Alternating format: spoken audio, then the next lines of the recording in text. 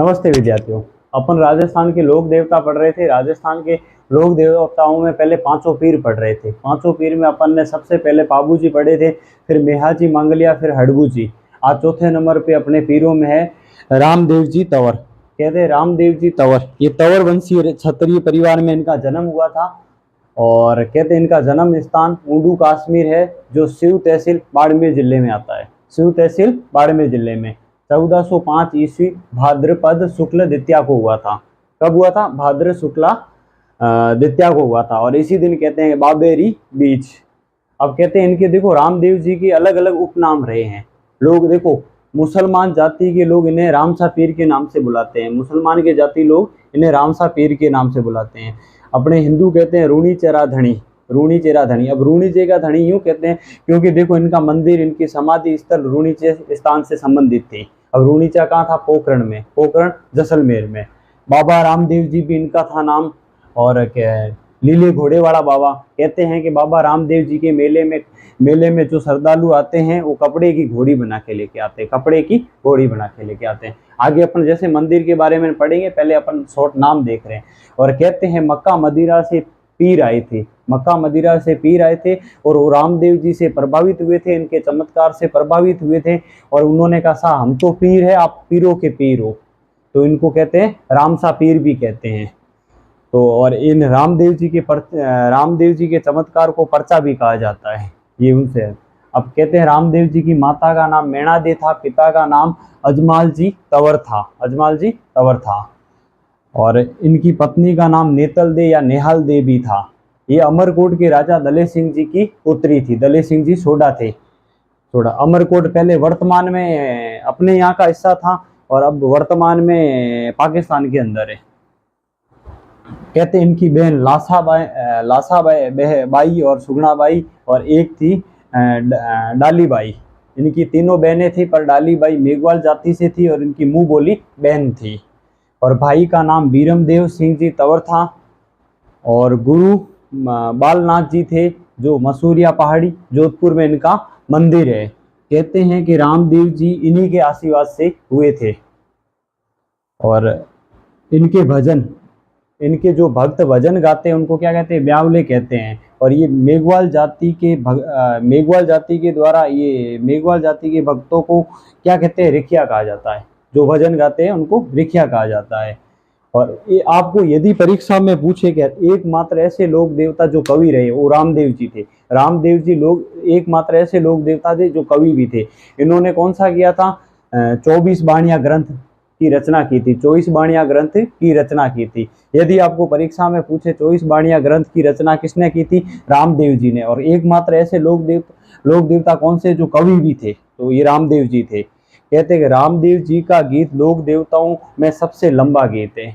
अब पूछ ले कि लोक देवताओं में सबसे लंबा गीत किसका है? रामदेव जी का है। आपको पूछे यदि लोक देवताओं में सबसे लंबी फड़ किसकी है? देव नारायण जी की। सर्वाधिक चित्रों वाली फड़ कौन सी है? देव नारायण जी की। देवराम जी का आसित भीलवाड़ा में उनका मंदिर है, गुज्जर जाति से थे। और पूछ ले सबसे लोकप्रिय फड़ किसकी है? तो पाबू जी की। ये मैंने आपको पढ़ाया था। अब पूछ ले कि शुद्धि आंदोलन से किस लोक देवता का संबंध है? अब देखो शुद्धि आंदोलन का मतलब देखो ये रामदेव जी के द्वारा चलाया गया था। देखो पुराने टाइम मुस्लिम आक्रामकों ने ना उनको, हिंदुओं को मुसलमान में कन्वर्ट कर दिया था। तो रामदेव जी ने क्या किया? उन्हें वापिस मुसलमान से हिंदू बना दिया था। ये शुद्धि आंदोलन रामदेव जी के द्वारा चलाया गया था। तो आपको परीक्षा में पूछ ले कि शुद्धि आंदोलन का संबंध किससे था? रामदेव जी से था। अब अपने वैसे विशेषकर इनके मंदिर के बारे में पढ़ते हैं और फिर मैं लास्ट में आपको बताऊंगा कांबड़िया पंथ क्या होता है, इसके बारे में अभी बताऊंगा। अब पढ़ते हैं अपन इनके मंदिर के बारे में। पहले तो पूछे कि रामदेव जी का मंदिर कहाँ है? तो पूछ ले कि रामदेव जी का मंदिर रूणीचा पोखरण में है। कहाँ है? रूणीचा पोखरण में है। और पोखरण कहाँ था? जैसलमेर का हिस्सा। अब कहते हैं इनके मंदिर की विशेषता, इनके मंदिर पे पंचरंगी ध्वजा होती है, 5 कलर वाली होती है, जिसे क्या कहते हैं? नेजा कहते हैं। और कहते हैं रामदेव जी के मंदिर को क्या कहते हैं? देवरा कहा जाता है। और ये मंदिर के अंदर ये मैंने जो डिजाइन बनाई, ये चरण का चिन्ह है, मतलब इनके पगलिया पूजे जाते हैं। रामदेव जी एक माता दे, इनके पगलिए पूजे जाते हैं। और कहते हैं कि देखो और इस मंदिर का पुजारी होता है वो तंवर राजपूत होता है। और ये कहते हैं रामदेव जी अर्जुन के वंशज माने जाते हैं। इसी जगह पर भैरव राक्षस जो सतमेर जो आता है पोखरण में, और पोखरण का था जैसलमेर। भैरव नामक एक तांत्रिक था, इससे मतलब गांव के लोग काफी परेशान थे और रामदेव जी ने इनका वध किया था इसी जगह। और इसी जगह रामदेव जी ने जीवित समाधि ली थी। इनसे पहले इनकी धर्म बहन डालीबाई ने समाधि ली थी और इन्हीं के पास रामदेव जी ने जीवित समाधि ली थी। भाद्र शुक्ल द्वितीया से एकादशी तक इनका विशाल मेला भी पड़ता है। अब कहते हैं इन्होंने समाधि कब ली थी, जीवित समाधि, तो आप ये याद रखोगे 1498 ईस्वी में, 1458 में, 1458 ईस्वी में इन्होंने समाधि ली थी जीवित। अब देखो इनका जो मेला भरता है ना, वो सबसे आकर्षण कारण दो ही चीजें हैं इनका। रामदेव जी का मेला भरने का आकर्षण का कारण दो ही है। एक देखो ये सद्भाव संप्रदाय का मेला, यहाँ हिंदू मुस्लिम बड़ी श्रद्धा से आते हैं और कोई भेदभाव नहीं होता। और यहाँ पर दूसरा या मुख्य कार्य होता है तेरह ताली नृत्य। तेरह ताली नृत्य यहाँ मतलब तेरह ताली नृत्य कांबड़ महिलाओं के द्वारा किया जाता है। ये होता क्या है तेरह ताली नृत्य, ये एकमात्र ऐसा नृत्य है जो बैठकर किया जाता है, बैठकर किया जाता है, जिसमें लमसम 13 महिलाएं भाग लेती है। और ये बैठकर किया जाता है, वो पैरों में घुंघरू बांधकर और भाग लेती है और ये घेरा बना के नृत्य किया जाता है।